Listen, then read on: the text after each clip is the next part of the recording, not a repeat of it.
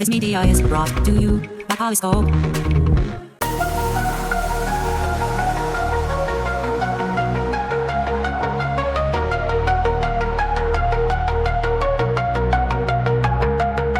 In the realm of tomorrow, where techniques mind, we ponder, we dream. Thank you so much for joining us here on Think Future. It's great to finally meet you because this is how we meet each other nowadays through Zoom. So why don't you tell us a little bit about yourself and your organization, what you're passionate about? All right, thanks so much, Chris. My name is Jared Busby. I run a Substack and school called Crypto Confidence. The whole idea of the Substack is give you confidence in crypto and the blockchain technology itself, and then the school is giving you confidence that you know how to use the technology. So it's Nice. kind of twofold. And yeah, I'm a big believer in blockchain technology. You could say I drank the Kool-Aid. Hmm. I believe it's one of the greatest technologies of the 21st century and really can fix a lot of our problems that we have today. So it's So, kind of, yeah. sorry, would you say that, do people confuse blockchain and crypto? Yes and no. Okay. So, and one thing I'll say is people aren't very specific about what they mean by certain things. So, Mm, for instance, I don't like the term cryptocurrency because most cryptocurrencies are not currencies. For instance, I mean, there are some that really are like they're stable coins. So I would say that's a cryptocurrency. But hmm. then something's like Ethereum or Ether ends up being more like a digital commodity. And Mm, so a lot of times people are using words and buzzwords and they don't know what they're talking about. right. Um, and so blockchain versus crypto. So there, back in the back in like 2020, it was real popular to say blockchain, not crypto. Mm, And what was going on was these big corporations hoped they could get the advantages of blockchain without being public and open and being part of the crypto degen meme culture. right. And you don't get the advantages of true blockchain if it isn't open and public. In fact, there's no point to a blockchain if it's not open or public. You might as well just use an Excel spreadsheet at that point. Um, because all what a blockchain essentially is it's a database where every transaction's written in stone, so to speak, and it's done in a trustless, decentralized manner. Um, but if you don't need it to be trustless and decentralized, then a blockchain is just more expensive and time consuming. It isn't solving a problem. Um, but I think a lot of these big banks and institutions found it humiliating to associate themselves with the public open blockchain crypto projects. So that's why they were saying that. But in reality, it's pointless if it's not crypto in that sense.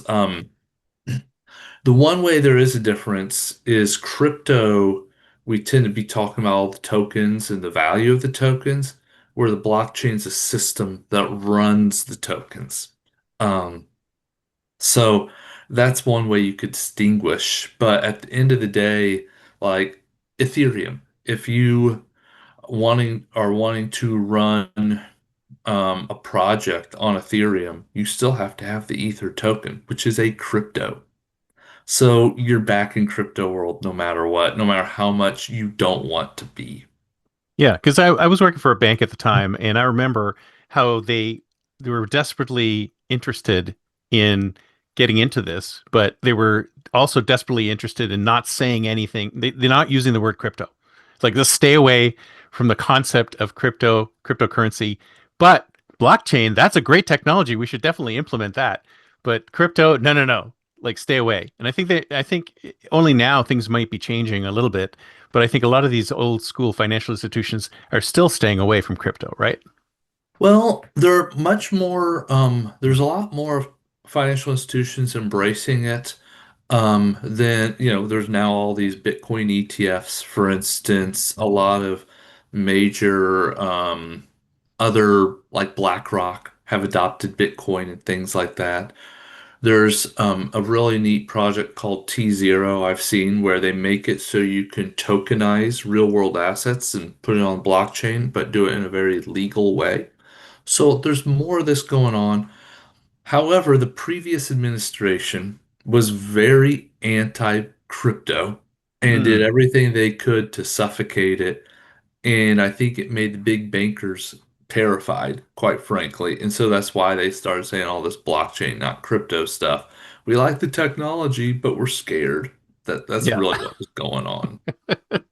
And but still, for the regular sort of layperson, crypto still has that whiff of scamminess, right? I mean, how do we get away from that? So, so I get this is how I look at it. I'm sure in the early 2000s, remember, the dot-com bubble, there were all sorts of Oh, for sure. businesses that were started online. How many of those were scams? Mm. A lot. Uh, for sure. Yet out of it came Amazon, eBay, even during that period. And so the point I would say is there's scams in everything. Mm. So there are crypto scams. There are traditional scams. I mean, Bernie Madoff, and so however, the big thing I see is FTX really showed there's two things with scams with crypto. I'll just say this. One, FTX was really bad, and you got Sam Bankman-Fried on the cop. What was the magazine he was on the copy of? Forbes. On the Hmm. copy of Forbes, and then he ends up being a scammer and Tom Brady and all that. So that's very just in Super Bowl ads, you name it. So you get a lot of fame with that. And so people aren't likely to forget that anytime soon. It's just can't. And then the other aspect is because crypto and blockchain is irreversible, once someone does scam you, it's not like you can call your bank and say, I want my money back. Right. And that's a whole other conversation where, well, is this a good thing or a bad thing? It's supposed to be digital cash, is one way to look at it, or especially like Bitcoin. And you could build a blockchain that has some of the irreversible qualities and that are out there. But then that introduces other problems. And so that's just a different conversation, but it does make it attractive for scammers because of Mm. that. Because of the privacy that's built right Uh, in. it's not about the privacy. It's about the fact that once I get your Bitcoin from you, there's nothing you can do about it. Mm. Um, Actually, as a matter of fact, a lot of these public open blockchains are really easy to track, and most of the scammers eventually get caught. You hear about these billion-dollar Bitcoin scams, they all get caught. They all end up in jail. Oh, really? So it's Yeah. probably easier to track people down through these through Yes, these currencies than.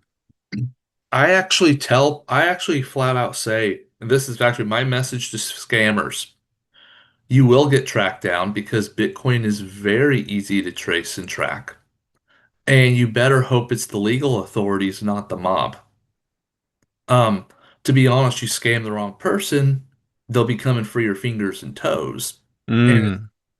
and I think we're gonna see a lot of scammers wind up dead, quite Right. honestly. Because it's not that private. Now, there are ways to be more. This best way to look at Bitcoin is it's pseudo-anonymous. Mm. So you have a string of numbers and letters that you receive, the Bitcoin too. But if I'm Jared Busby, I sent you this. And then you send it to somewhere else, it's easy to triangulate who you likely are. Now, Mm. there's ways to be more hygienic in being anonymous, but it's difficult. There are some blockchains that are built for anonymity, like Monero, so they are out there. But the most popular ones really aren't that anonymous. And I look at these scammers just go, you're all gonna either end up in jail or dead.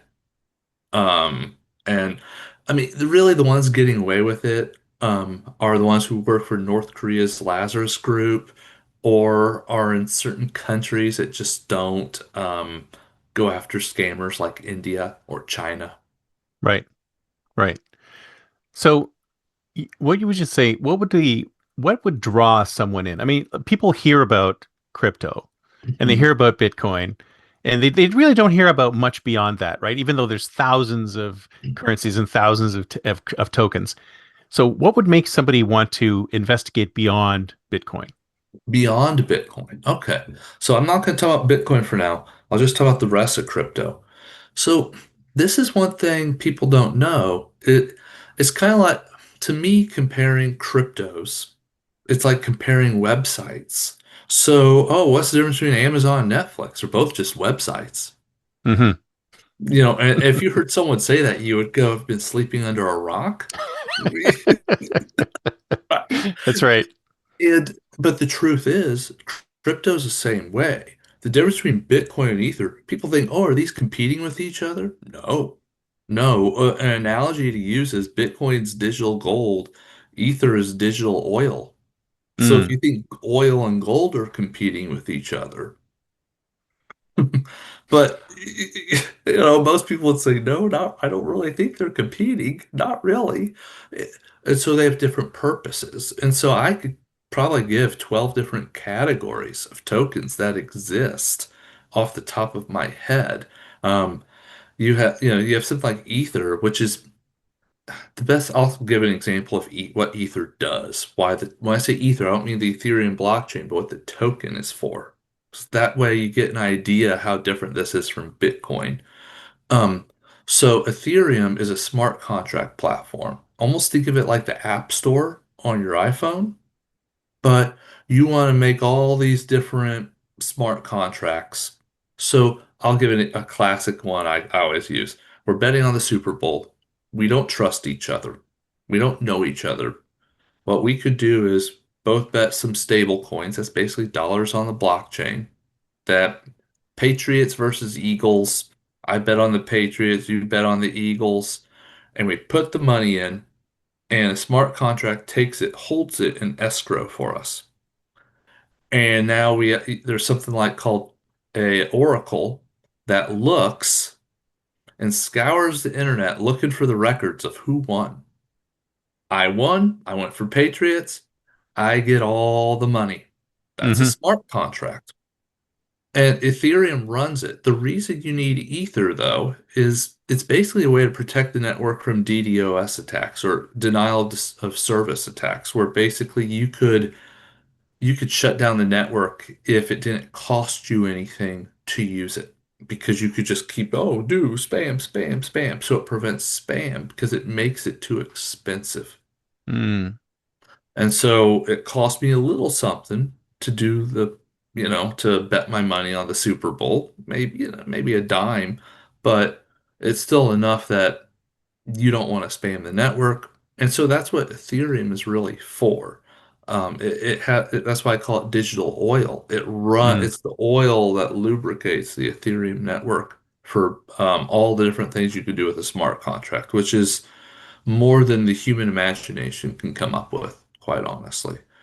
So that's just one type of token that's out there. There's even more. I'm happy to go into it, but I will stop right there for Well, now. how would you, so if you were a new, somebody who had no idea about anything, but they wanted to get into crypto, they were thinking about getting into crypto, is just buying some Bitcoin the right way to do it, or is that the wrong way to do it? Or I would should they do actually more say, research? I would say if you're like, I want to get into this, but I'm scared, but I still want to put some money in, buy Bitcoin. Hmm. It's the oldest one. It's ran since 2009. It's the least risky out of all of them. I'll just put it that way. You're still dealing with risk. I mean, it's still a roller coaster. It'll Oh, for make your sure. People stomach call me churn. up and go, well, look what happened to Bitcoin. You told me to buy some.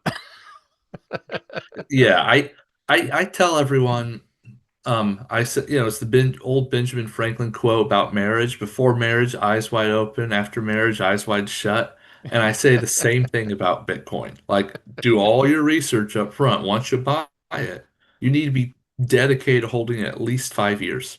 Hmm. Historically, I only know of one time where you could have lost money had you sold it 5 years later on the same day that you bought it. Wow. There's And I mean, I'm talking you have the worst timing in the world if you pulled it off. Like you were amazing in the opposite way of amazing.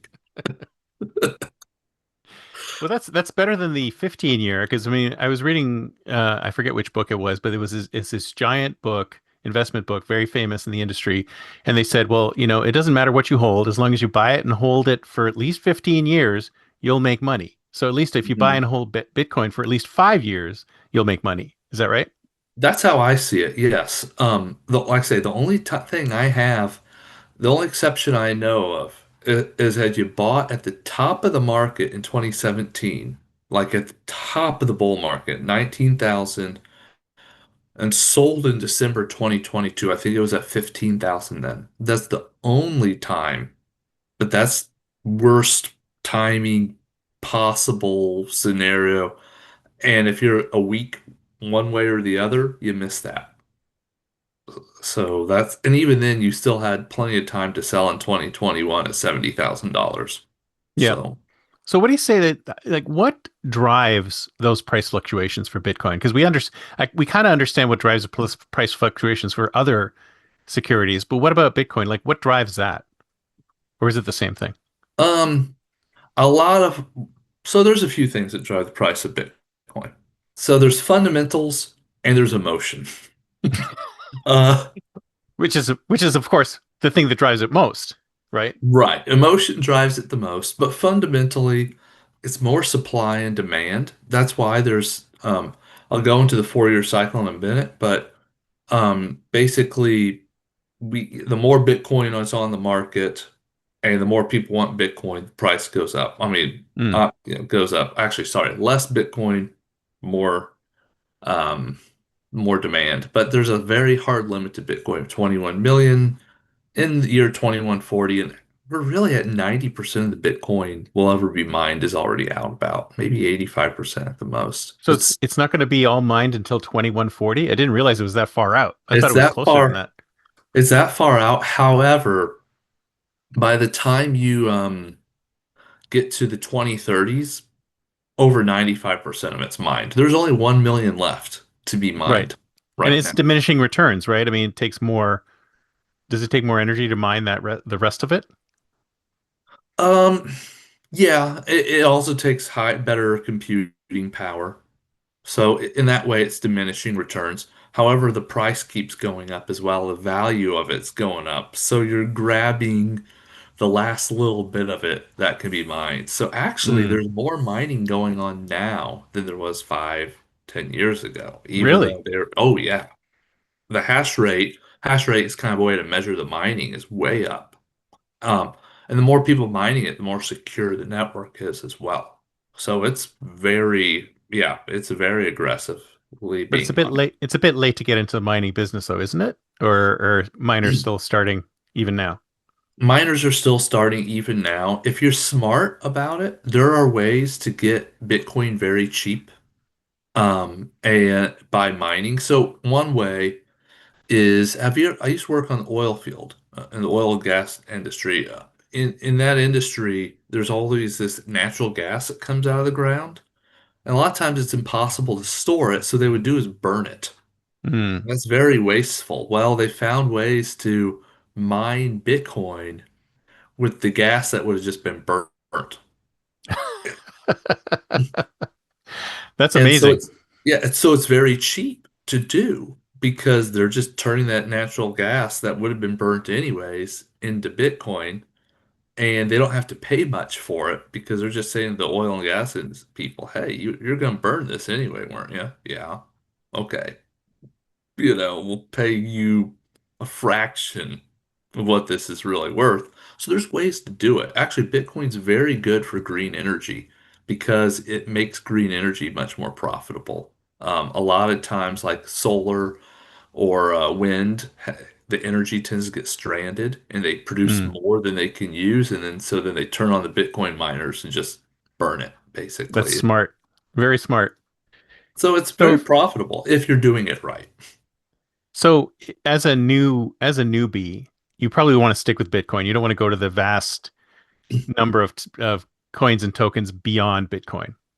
What I would say is this. if you're a newbie, don't go out of Bitcoin until you really understand Bitcoin, because everything else is kind of built off of a lot of the ideas of Bitcoin. So if you don't really understand that, then you're going to be even more lost when you Hmm. get outside of Bitcoin. And so that's what I would say. I'm not going to tell you not to get out of Bitcoin.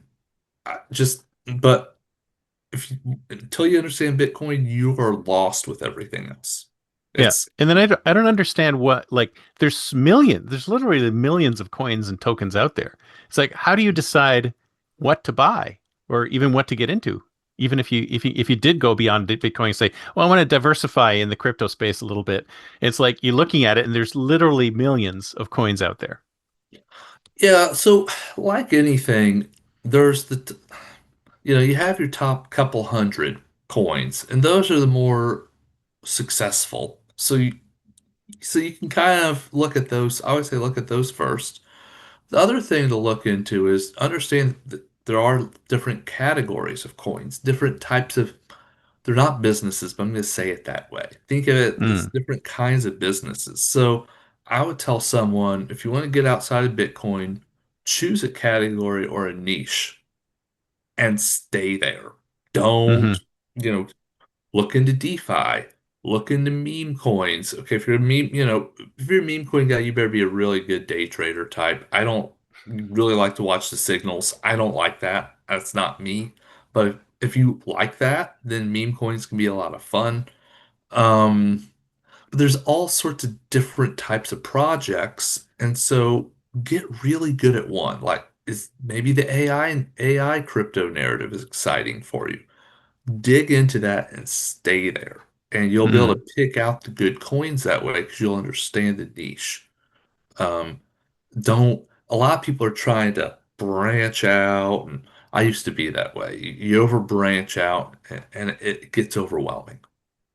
So the diversification in that space is actually bad. You shouldn't be doing Okay, so if there, this is what I would say is if you're you can diversify some, especially like with the more established coins. So I would say have some Ethereum, have some Solana, some of those. But after that, but if you want to get more obscure, you're like, I want to buy that coin that's going to 100x or 1000x. Yeah, of course. Then, Everyone does.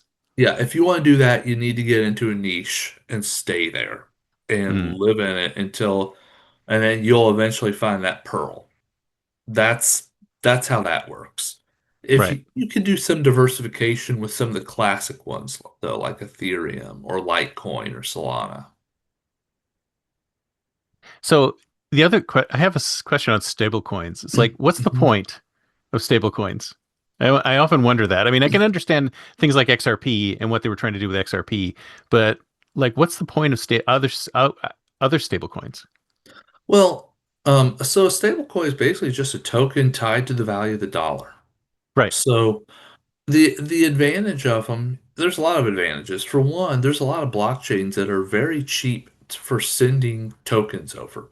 So for instance, Solana, a tenth of a penny, I could send you Mm, $1,000 in stable coins over Solana. So it's very good for wire transfers, for instance. There's yeah. also a lot of DeFi out there where you can earn interest on stable coins. So maybe you'd rather not earn interest on tokens that fluctuate like this.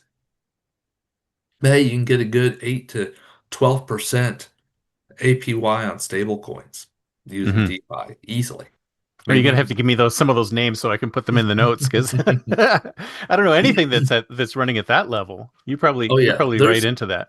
you can, there's some things out there where they'll run easily 8%. Now you're Wow. also taking more risk, of Sure. course. But yeah, seen some that are 10, 15. Now I get when I say 15%, I get, I feel queasy looking at that. Um, But I've seen some legit projects really running at 8% Wow. stable coins. Is there any site that where you can see that sort of thing at a snapshot? Is there some place to see that, or this is just like grunt research that you have to do yourself? You have to do a little research. I'm sure there's some sites that do show. I'd have to think about that, especially for the stable coin. That's something I'm going to look up. A Hmm. site that shows the best stable coin yield. There are some DeFi projects out there. What they also do is I'm trying to remember.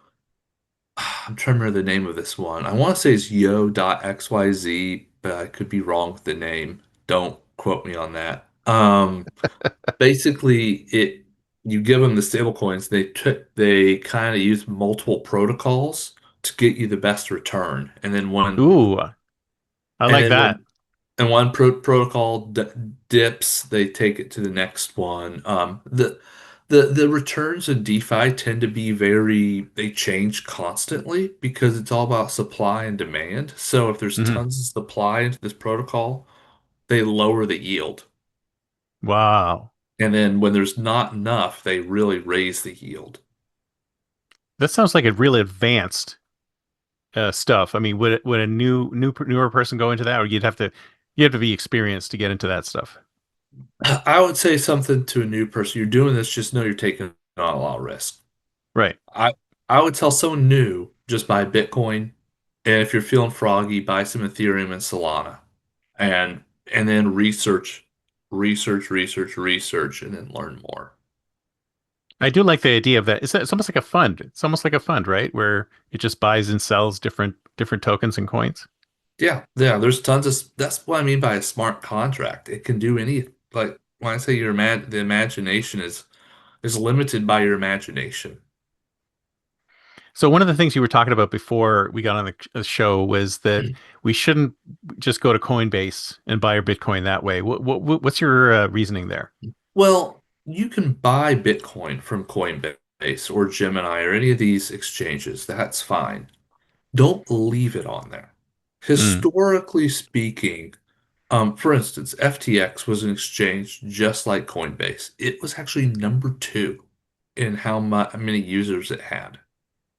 wow. And then it went bad. Now, I think Coinbase is legitimate. I don't think they're scammers. They have a long, good history. I respect them.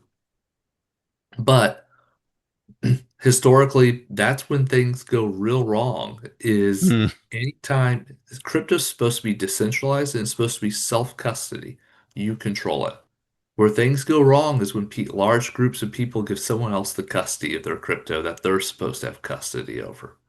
I didn't lose any money in FTX because I didn't use FTX because I had crypto on a non-custodial wallet. And I would say the same with Coinbase. What if they get hacked? What if there's you're trusting them with a lot and when you don't need to? You could withdraw from Coinbase at any time, put the crypto on your own wallet, and you don't have to worry about Coinbase anymore. Now, if you're day trading on Coinbase, that's different. mm. Um, I always use the example with any centralized exchange like a Coinbase. And like I said, I'm not picking on Coinbase. They're just the famous ones. Oh yeah, of course. Um, but I always use the example of I treat it like a public bathroom. If you have business you need to do in the public restroom, go ahead, use the restroom. But you shouldn't sleep there. No. I like that analogy. So would you recommend a hardware wallet then? Yes, Yeah. absolutely. I like hardware wallets for a lot of reasons. I have one right here in front of me. The thing I like about it Very is, nice. yeah, what's great is if you're not plugging it into your computer, it's cold storage. And what I mean by cold storage is it's not connected to the internet. And that makes it pretty much impossible for someone to hack because it is impossible to hack because it's not connected. So it's only you're up in the risk when you plug it in. So people sometimes use like hot wallets where the wallet is constantly online, connected to Hmm. your computer or phone. There's more risk there. So buy that hardware wallet and put the Bitcoin on it and just stop. Don't think about it. And just never lose it. Well, so there's ways. So the hardware wallets are backed up by words, your seed, which is called your seed phrase. Hmm. And most of the hardware wallets have a 24 word seed phrase. So it's the seed phrase is made up, the words come from a pool of words. of about I want to say over 1,000 words, but then you have a combination of 24 words. So there's no way anyone's ever going to guess your seed phrase. It's Right. if you do the math on it, I think a new seed phrase every second would take longer to do than the existence of the whole universe. Jeez. Uh, so it's yeah. So if you have that, so I tell everyone is get your seed phrase and you write it down. You don't put it on a computer. You don't put it on anything digital. There's metal things you could put them into as well. So if you're worried about a fire or whatever. Oh, Um, cool. but also I actually recommend put in multiple locations. Now, some Mm. people will make it like a treasure hunt. Oh, 12 will be here and 12 will be there. I'm like, what's more likely that It's you're like gonna hiding money around your house, basically. I tell people don't do that. What's more likely? You're gonna get robbed or you're gonna lose forget where one of your words was. Yeah. Yeah. That's more likely. I think that's more, yeah. So have it, but I also tell people have it in multiple locations because like if your house burnt down, oh, that could be bad. But Yeah. if it's in another location, you're fine. And then the other thing I point out with the seed phrase, if you took a hammer to my hardware wallet, how much do you owe me? Mm. You owe me $120 for the hardware wallet. That's it. Yep. Because my Yep. seed phrase has it all backed up. Yep. Yep. So So there's ways to do it right. so it's almost time to think like a futurist, but I wanted to ask you one more question, which might actually be a big one, is that what do you say to people who believe that all of this stuff is just hooey? Like it doesn't really exist. Crypto doesn't exist. So, I mean, there's so much to that, but I guess I would ask them, do you believe sites like Netflix and Amazon have value? Hmm. Because they're digital assets for a company. And if you say yes, they do, then you intrinsically believe in digital assets. And at that point, you have to consider that maybe these cryptos have value. If you Hmm. say no, these businesses are all crap, all these online businesses are crap too. Well, I don't, then we're on a very different way of looking at things. Right. Of course, But like people, go ahead. when you compare it to fiat currency, it's like people say, "Well, this is real money. This isn't real money. This is some like something imaginary." Whereas dollars are real money. See, that's funny to me. It's one thing people tend to think that for some reason the dollar's not digital, where 99% of it's digital. Uh, Yeah, and even the paper dollars, it's not like they're backed by gold or anything. It's backed by the faith of the United States of America. that's right. So that's real. So that's the way to look at it is it's all money itself anyways, whether it's gold money or anything. It's all a social game that we came Mm, up with. It's social technology. Um, let's be honest, gold. Like mo people are like, oh, but gold has all these uses. Sure, but maybe 10 to 20% of gold is used for that. Most of it's stored in a vault. So it's not that useful except as money, which yep. is that social game. So Hmm. then the question is, if money is just a big social technology, then really you just want the best social technology. It's not that any of it's really real in the sense that water's real or food Mm, is real. It's real in the sense that we use it as a medium of exchange and as store of value. right. And that And it gets only has very what it philosophical.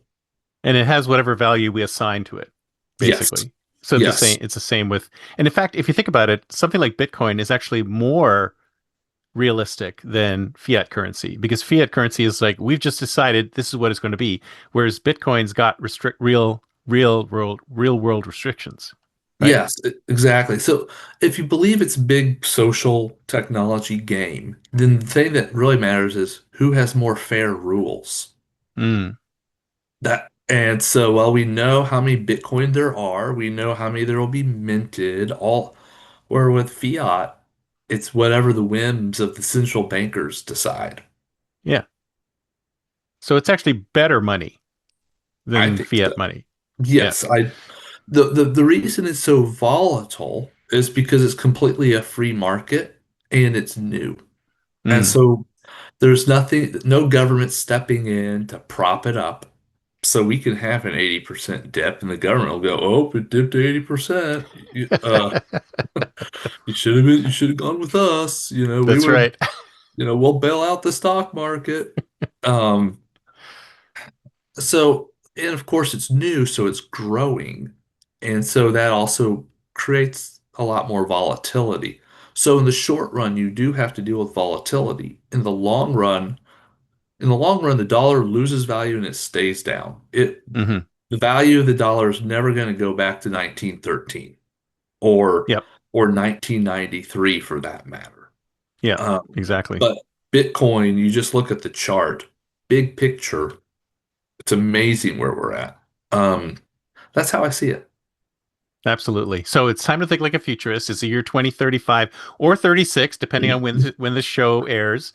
And where do you think we're going to be in 10 years? You think central bank digital currency will just like take over the world, or where do you think we'll be in 10 years? Okay, there's a lot there. So I do think there's going to be a lot of countries that experiment with central bank digital currencies. Hmm. I don't think they're going to do well because they have all the same problems that fiat money have. Right. Um, Too much printing, all that type of stuff. But it's even worse because it'll be very oppressive to most people. Now, I Mm. do want to say, I think there will probably be one country. Well, I don't know which one. There will be one that does a really good job with their central bank digital currency, and it will convince all these. Estonia, right? Estonia. No. If I had to put my money on one, it'd be like Singapore. Mm. One of those Yeah, I can countries believe that. where they get away with things that no one else can get away with because they are who they are and they have a Right. very special situation. Mm. And so all these other countries are going to go, see, they can do it, so we can too. No, Man, so many failures come out of that exact thinking.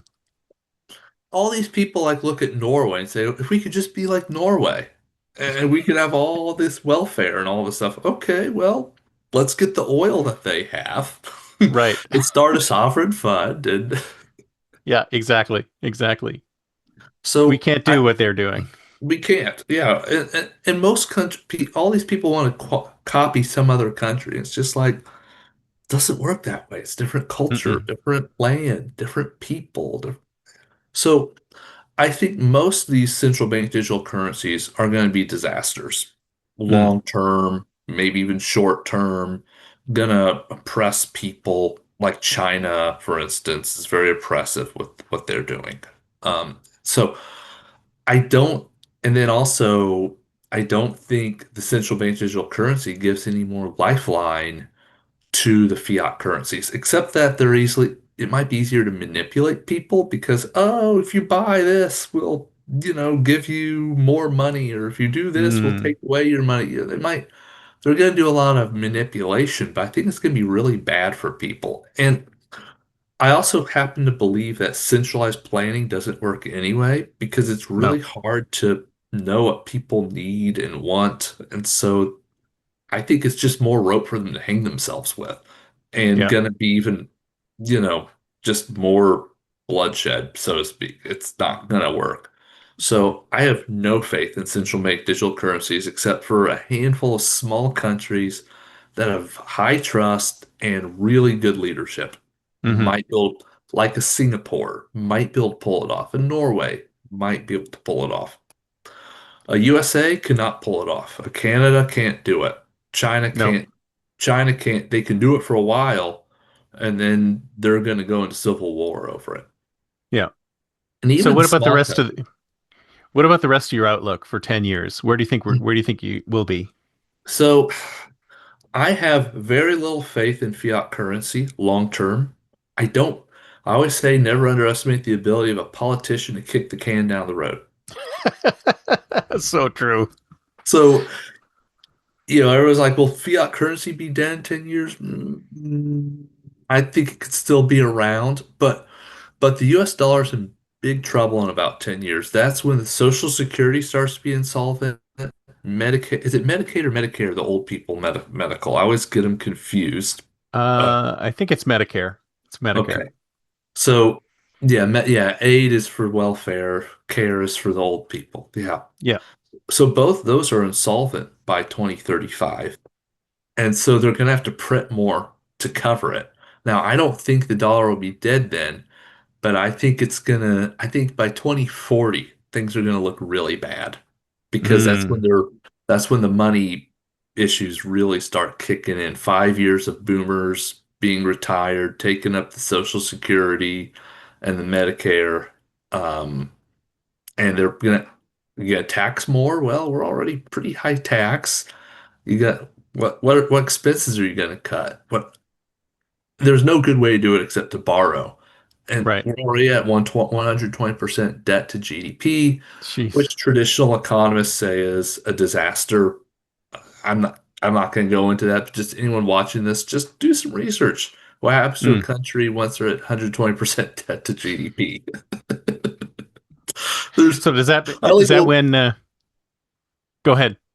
I only know of one country that survived that, and you can decide if this is survival or not. That's Japan. Hmm. And Yeah. I mean, they're not, I mean, in their population's in huge decline. They have all sorts of long-term problems that I look at Japan and say, I don't want to be in Japan in 20 years. Yeah. Exactly. Well, so does that mean that crypto will come in and save the day in 10 years, or we're still going to be in trouble? So so it depends which ones, because remember there's stable coins, there's all sorts of different cryptos. So let's just look at some of the big ones like Bitcoin or Ethereum. I think they're going to grow in value, especially Mm, Bitcoin, because it doesn't need the dollar to be successful. A lot of people are like, right. oh, but you buy Bitcoin with dollars. Hmm. I buy gold with dollars. Does that mean that gold gets its value from the dollar? No.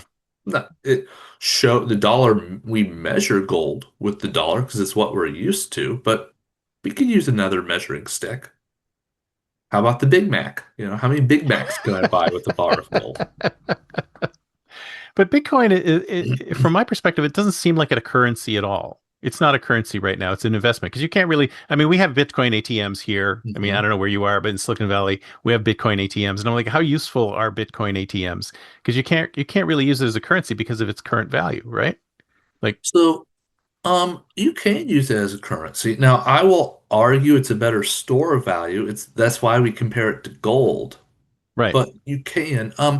Bitcoin ATMs are more of a way to onboard people into buying Bitcoin, although there are some that allow you to sell Bitcoin and get dollars. But there's hundreds of sites, thousands of sites that'll accept Bitcoin as payment. Mm, You'd have to, you know, I give a website or two. I can't offhand. I'd have to Google it, but there's tons of businesses that'll just accept it. So, I mean, it works as a currency, right? The problem is that it's gone up in value so much that no one wants to spend it. exactly. Maybe that's what I'm thinking. Is that like I'll spend something. I'll spend Litecoin or Doge or Ether, but I won't spend Bitcoin because it's so valuable. So you ever hear Say's law, bad money drives out good money? No, that's a new one Yeah, for me. so basically, in England, they had their old silver coins that were real good silver, and then they brought out and they got poor, and they didn't want to make good silver anymore, so they brought out coins that were less silver, and Mm, so everyone hoarded the old coins and spent, and the Bank of England said, "Hey, this coin is worth the same as the old coin. You have to, if you're a merchant, you have to accept this." yeah, So what's everyone going to do? They're going to spend the bad money yeah, and keep the old silver coins. smart. And that's how I see Bitcoin. Everyone would rather spend dollars because we know it's garbage, Right. but the merchants have to accept the garbage. So I'd rather keep the Bitcoin, keep the good coin, and spend the garbage. Heck, I'd rather have Dogecoin than the dollar. Well, I'm I with you there. So I mean, I look at the dollar as the biggest in the crypto world. We call them shit coins. I see the dollar as the world's biggest shit coin, and I'd much rather spend that. It's bad money driving out good. So that's why I everyone's love like, it. "Oh, no one spends Bitcoin." Yeah, because there's bad money you can get your goods and services with. Yeah, that makes total sense. Well, thank you so much. This has been great. A lot of fun. So if someone wants to get in touch with you, what's the best way? So the best way is to follow my Substack, which is called Crypto Confidence. And it's just easy, if you search for it in Substack, you'll find me and subscribe. I'll put the links directly in the show notes below so they can go directly to you. So thank you so much. It's great Hey, talking with you. thanks, Chris. Have a good one. You too. Bye.